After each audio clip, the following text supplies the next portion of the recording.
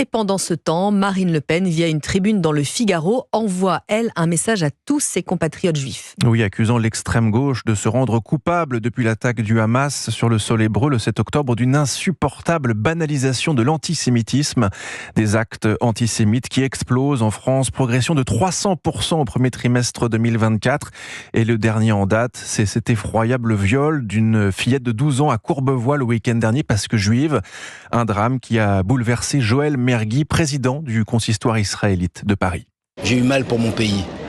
J'ai eu mal de voir où va notre jeunesse. J'ai eu mal de voir que l'éducation de jeunes enfants peut mener à des actes aussi horribles, à des actes barbares. Il faudra s'attacher à savoir quels sont les enseignements qu'ils ont eu ces enfants pour pouvoir en arriver à ces actes.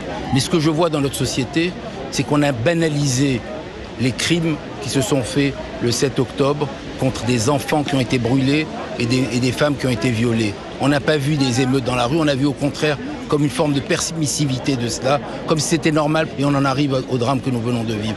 Le 8 octobre, des partis politiques ont pu en France qualifier ce qui s'était passé de résistance. On a pu induire dans l'esprit d'une société que de violer des enfants, ça pouvait être de la résistance. Alors voilà le résultat. Joël Mergui, président du consistoire israélite de Paris, au micro européen de Wilfried de Villers. Et il y aura ce dimanche à Courbevoie à 11h un nouveau rassemblement pour dénoncer la montée de l'antisémitisme en France.